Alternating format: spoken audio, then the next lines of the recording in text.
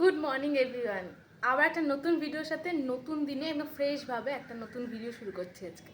ঠিক আছে, এখন আমি কাঁধে ব্যাগ ট্যাগ নিয়ে চললুম হচ্ছে জিম করতে। তো জিমে গিয়ে বাকি দেবশ্রীও আসবে। তো আমি রিসেন্টলি ওয়ার্কআউট করা শুরু করেছি, মানে জিমে অ্যাডমিশন নিয়েছি বেসিক্যালি। চেষ্টা করবো কনসিস্টেন্ট থেকে করার।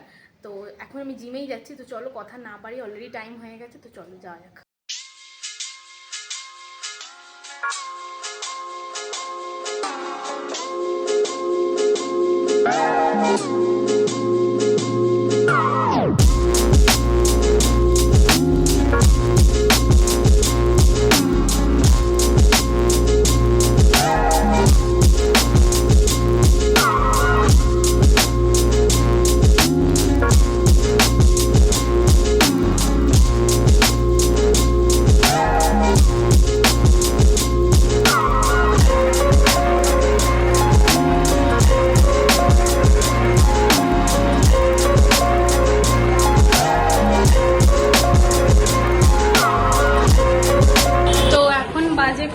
এখন বাজে হচ্ছে 8:31, 8:30 বাজে।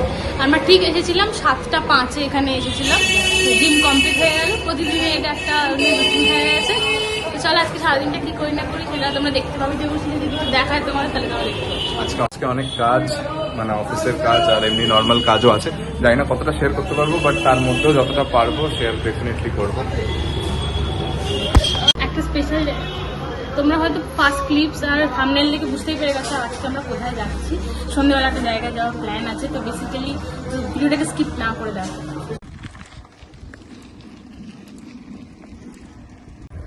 তো এবছর 2-3টে ট্রিপ প্ল্যান করেছি যেগুলো যাওয়া হবে। আর অবভিয়াসলি তোমরা তো আছোই ফিডব্যাক দেওয়ার জন্য বা শেয়ার করার জন্য যে কেমন লাগলো ওটাকে দেখে। তো ওয়েটে থাকবো, তোমরা ওয়েট করো। খুব তাড়াতাড়ি একটা ট্রিপ আসতে চলেছে এই মাসেই। আর তারপরে বাকি ট্রিপগুলো হবে হচ্ছে তোমার নেক্সট মান্থে একটা প্ল্যান করাই আছে। তারপরে তো পুরোপুরি পুজো, ওগুলো নিয়ে বিজি। রাত্রিবেলায় এই রাস্তায় শিয়াল স্পট করা যায়। আমিও করেছি কয়েকবার, যে রাস্তা দিয়ে ক্রস করছে, কিন্তু খুবই মানে নিরীহ প্রাণী, কিছুই করবে না যতক্ষণ ওদের ক্ষতি করছে। ওকে, সো আমি রেডি হয়ে গেছি। দেখো আমি একটা কপালে টিপ পরেছি, দেখতে পাচ্ছ? এইটা আমি আজকে নতুন অ্যাপ্লাই মানে ট্রাই করলাম, কাজল পেন্সিল দিয়ে এঁকেছি। কেমন লাগছে দেখি, মানে জগন্নাথ দেবের ওখানে তো তো এইটাকে স্টাইল করে ওরকম টাইপের একটা ড্রেস পরার চেষ্টা করেছি। দেখো এই কুর্তিটা আজকে পরেছি। এই কুর্তিটা একটা বুটিক থেকে আমার মাসি দিয়েছিল, তো সেটাকে বানিয়ে এই কুর্তিটা বানিয়েছিল। এই কুর্তিটা ভীষণই ফেভারিট আমার, মানে ওয়ান অফ মাই ফেভারিট। তো চলো আর দেরি করছি না, বেরোনো যাক।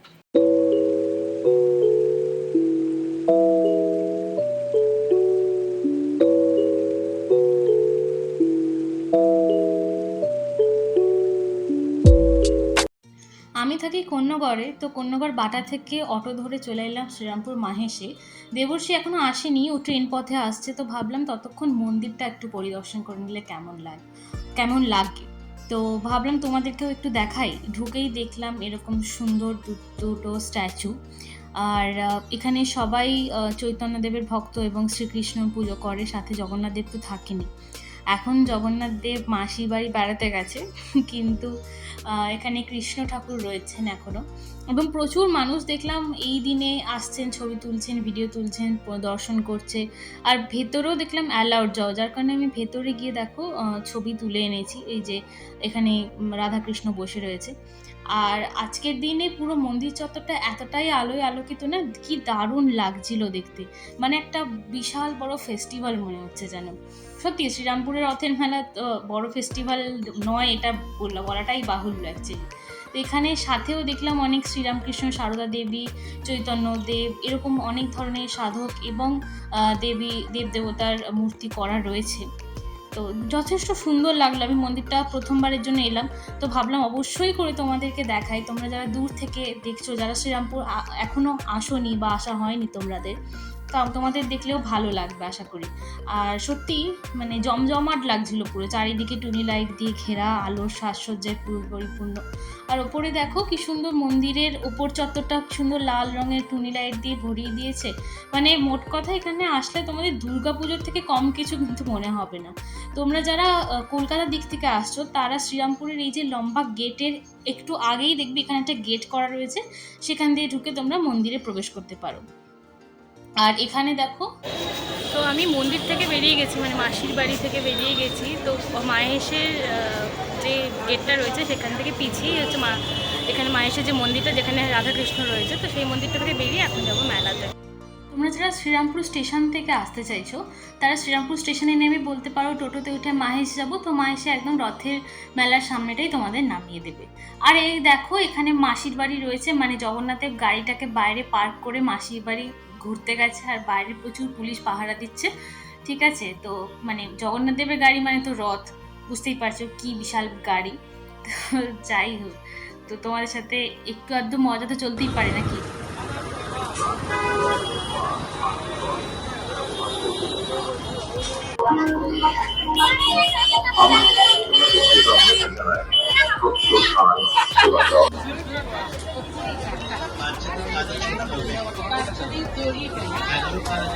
মেলাতে ঢুকেই যেটা চোখে পড়লো সেটা হচ্ছে এত সুন্দর কাঠের পাটাতন করে মেঝের মধ্যে ছড়িয়ে রেখেছে এবং তার দুপাশে দোকান। তো কোনো মানে বড় মেলার থেকে এটা কম কিছু লাগছিল না। আর সমস্ত কিছু, সে ব্যাগ থেকে শুরু করে এই দেখো ঘরের পর্দা, সমস্ত কিছু রয়েছে, মানে আর বলছে খুব সস্তাতেও বিক্রি হচ্ছিল। তো বেশ সুন্দর লাগলো। তোমরা ঘর সাজানোর কোনো জিনিস কিন্তু এখান থেকে অনায়াসেই নিতে পারো। তো আমি রথের মেলাতে প্রথমবারের জন্য এসেছি, জানো ও তো এসেছে। আমি এসেছি স্কুলের টাইমে 10-12 বছর 15 বছর আগে। এটা কোনো ইন্টারন্যাশনাল ফেয়ারের থেকে কম কিছু লাগছে না, এত বড় মেলা। আমাদের পাড়ার মেলা যেরকম হয় সেরকম একদমই না, অনেক বড়, অনেক হিউজ জায়গা জুড়ে তৈরি। আর ওই দিকটা আমার পেছন দিকে দেখো, মেলার পেছন দিক থেকে আমি দেখিয়েছি মন্দিরটা দেখা যাচ্ছে।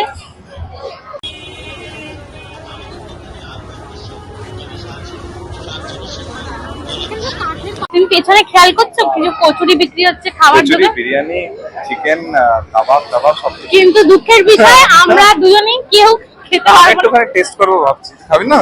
না মানে এত মানে ক্রেভিংস হচ্ছে যে খেতে পারছি না, কিন্তু সদ্য জিমে ভর্তি হয়েছি, বিশ্বাস করো এখন করলে পুরো খাটনিটাই মাটিতে মারা যাবে। একটু খেয়ে আবার গলিয়ে নিবি কালকে, কি অসুবিধা? চল একটুখানি খাই, একটু এক পিস করে চিকেন। লোকটা সম্বন্ধ দেখ, বিশ্বাস করো খাবারগুলো দেখে মনে হচ্ছে আহা আহা জিভে জল করছে, কিন্তু খেতে পারছি না। আজকে বাদ দিই। রথের মেলায় ঢুকে সেরকম কিছু খাবার তো আমাদের পক্ষে পসিবল না, তোমরা শুনলেই। কিন্তু এখানে দেখলাম যখন তন্দুরি চা বিক্রি হচ্ছে তখন আর লোভ সামলাতে পারলো, তন্দুরি চাটা কিন্তু খাওয়াই যায়।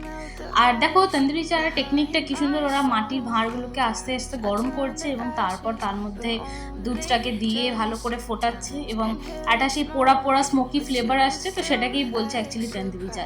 এবং ওদের বিক্রি করার টেকনিকটাই জন্যই কিন্তু প্রচুর মানুষের ভিড় হচ্ছে। তো এটাও কিন্তু এক রকমের স্ট্র্যাটেজি বলা যায়।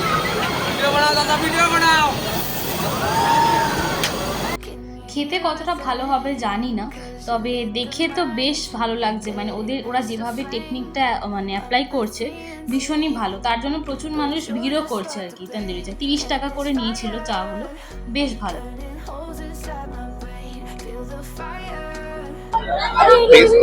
আরো অন্য জায়গায় অনেক বেটার হয়, যতটা অ্যাপিয়ারেন্স সেই হিসেবে তো ভালোই ছিল। মেলায় দাঁড়িয়ে তন্দুরি চা খাওয়াটাই খুব আনন্দের, খুব মজার একটা ব্যাপার।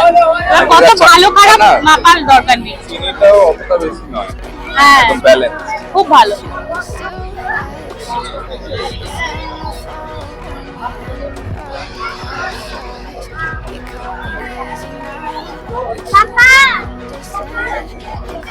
কেমন এক্সপিরিয়েন্স? ঠান্ডা ঠান্ডা।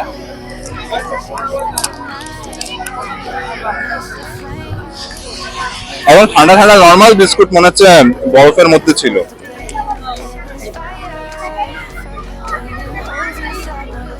হাইপ সবই হাইপ, টার্কিশ বিস্কুটের টাইপ যেগুলো ইনস্টা বা ইউটিউবে দেখতে পাই, ওরকম ধরনেরই জিনিস মনে হচ্ছে। ওরিও বিস্কুটকে ডিপ ফ্রিজারে রেখে দেয়া, তারপর খেলে যে গালের সাথে আটকে যায় ওরকম ফিলিং। পুরো মেলাটা মেলাটা জুড়েই কিন্তু বাচ্চাদের খেলনা, মেয়েদের সাজগোজের জিনিস সমস্ত কিছু রয়েছে, মানে একটা মেলাতে যা থেকে থাকে বেসিক্যালি। এবং সেদিন না খুব একটা ভিড়ও ছিল না, তাই জন্য ভিডিওটা করতে পেরেছি। সেদিন একদমই ভিড় ছিল না, আর আমাদের হাঁটতেও কোনো অসুবিধা হচ্ছিল না। এই দেখো আসল জায়গা, জিলিপি রসে ভালো করে ডুবিয়ে ভাজছে, তার পাশে পান্তুয়া, একদিকে জিলিপি, একদিকে মানে উফ বাবা, নিজেকে কন্ট্রোল করে রাখাটাই ইম্পসিবল, বাট ঠিক আছে, আমরা তো খাই না।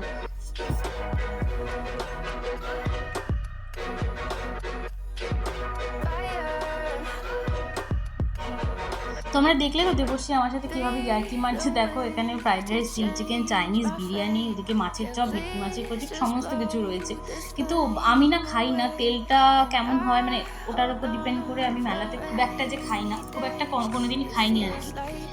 আর মোটামুটি মহিলাদের আনলে তারা পাগল হয়ে যাবে, যে জিনিসগুলো দেখলাম, মানে জুয়েলারি, মাদের রান্না করার যেই বাটি ঘটিগুলো হয় সেইগুলো, তারপরে হাতের চুড়ি, বালা, সমস্ত কিছু সব মেয়েদের জিনিস। আমি ছেলেদের জিনিস পেলামই না। তুমি জিনিস বলতে চাও মেলাতেও ছেলেদের জিনিস? আমি শুধু পেলাম হচ্ছে মোবাইলের কভার আর বেলুন ফাটানোর ওই জায়গাটা, ওটা বেশ ইন্টারেস্টিং। কিন্তু মেয়েদের জিনিসই ভর্তি মেলাটা। তো অবশ্যই দাম জুয়েলারি থেকে হাতা খুন্তি থেকে সব খাবার দাবার বেশিরভাগ স্টল। তো আজকে মনে হচ্ছে যে সেই ছোটবেলার দিনগুলোতে আবার ফিরে আসা। মেলায় তো সচরাচর আসা হয় না, তো এখন দেখছি যে এক্সপিরিয়েন্সটা সেই একই রকম রয়ে গেছে। ছোটবেলায় এলে যেমন মনে হতো এটা কিনি, ওটা খাই, সেটা দেখি, তো আবার সেই ভেতরের ছোট বাচ্চাটা দেখি। হঠাৎ ঘুরতে ঘুরতে চোখে পড়লে এই মকটেল কাউন্টারটা, লাল নীল হলুদ সবুজ কত রকমের মকটেল তোমরা দেখো। আর লোকটা বেশ ভালোভাবে সাজিয়েও রেখেছে। এখানে আবার পান মহল রয়েছে, আর এখানে আমাদের কাকু বিক্রি করছিলেন সেই যে ফোলানোগুলো, কি বলে যেন ভুলে যাচ্ছি নামটা এই মুহূর্তে। তো ছোটোবেলার কত মেমোরিজ না, বাবা মায়ের কাছে মেলায় গেলেই বায়না করতাম, বাবা ওই খেলনাটা কিনে দাও, বাবা ওই খেলনাটা কিনে দাও। আর যিনি দাঁড়িয়ে আছেন এভাবে সেজে, তাকেও অনেক রেসপেক্ট মন থেকে।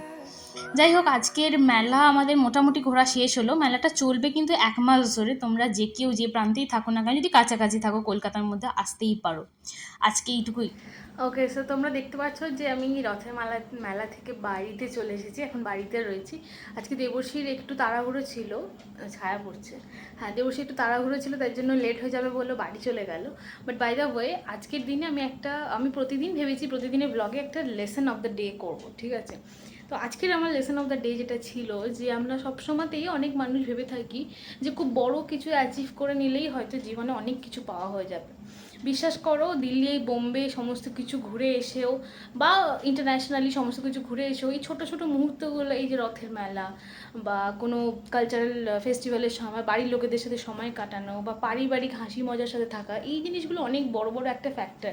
আমি রথের মেলায় সারা জীবনে, মানে আমার এত বছরের জীবনে আমি প্রথমবার গেলাম, ঠিক আছে? এবং যে একটা সচ্ছল, কি বলবো, একটা, যাই হোক তোমরা ভাষাটা আমাকে কারেক্ট করে দিও, তো কারেক্ট মি ইফ আই রং, সাচ্ছল্য বোধ যেটাকে বলে অ্যাকচুয়ালি, তো সেই রকম ধরনের একটা ফিল হলো, যেটা একদম সাধারণ মানুষদের মধ্যে মিশে সেই যে ফিলটা নেওয়া কেমন লাগে, বা রথের মেলার অভিজ্ঞতা কেমন লাগে, আমার জন্য সেটা প্রথম ছিল। তো সবসময়তে এটাই আমি এটাই হচ্ছে একটা আজকের লেসন, যে সবসময় যে বড় কিছু করলেই যে তুমি নিজের মনকে খুব খুশি রাখতে পারবে তা না। কিছু ছোটো ছোটো জিনিসের মধ্যেও তুমি নিজেকে যদি হ্যাপিনেস খুঁজে নেওয়ার চেষ্টা করো, তাহলে তুমি করতেই পারো। এনিওয়েজ, তো আজকের দিনটা এর সাথেই এন্ড করছি।